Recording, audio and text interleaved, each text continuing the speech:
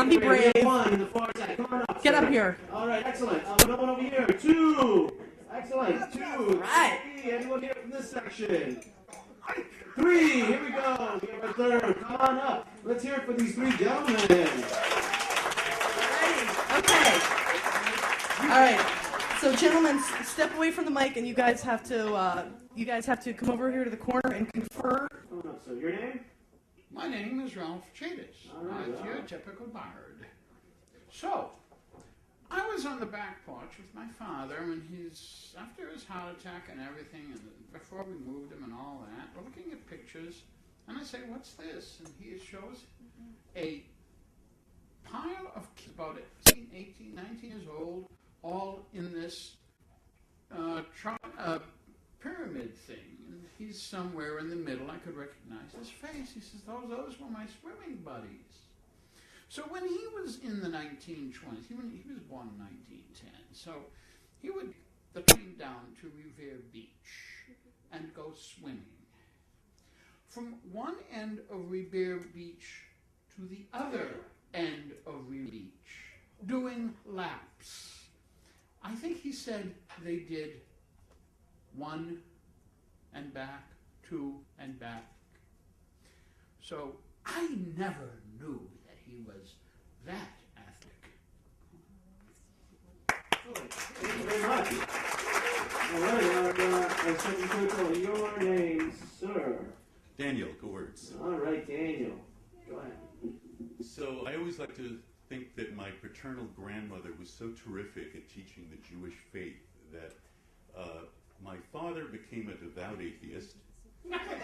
His sister Rose became an Episcopalian. Actually lived in Brookline and wouldn't admit she was Jewish. And Sister Gertrude, the middle sister, moved to the Solomon Islands and became a Baha'i missionary. So I didn't see her throughout I think once, when I was a little kid, she visited. But then in my 20s, she visited, and we had dinner, and I kind of met her, and it was all going well. And then we realized there was this whole tradition of Baha'is finding out there's a famous Baha'i person from far away, and they'll just come to the house. They'll just visit. They don't even call. So Seals and Croft shows up. And they're in the basement with a bunch of other Baha'is, 4 or 5 of them, and they begin their entire repertoire when I come down to look. It's like 5 songs into it, and I realize, oh my God, I think they're famous. It's Seals and Crofts. So that's my story. Thank you very much. Your name, sir? I'm Mike Cohen, and I'm a dull and boring guy. But I did have a brother, Bernard, who was exactly as tall as I was, only he had blonde hair and extremely dead white skin. And we used to play soccer in the backyard. And he would get knocked down, and he'd be lying there, and I'd say, look at you, lying on the ground. You look like the belly of a frog. You should move to Norway. People are extremely white and have blonde hair, and then you could walk down the street, and the people would say, look at that guy, he looks like the belly of a dead frog. All right, excellent. Okay. Yeah. All right, so we got the applause meter. We have to figure out who's the liar. So last time we applauded for the truth teller. This time we're going to applaud for the liar. All right, so first we got the amphibious dad. Do we think he's a liar? Oh, so he was convincing. Okay. And next we have Baha'i dinner. Do we think he's a liar? Oh, okay.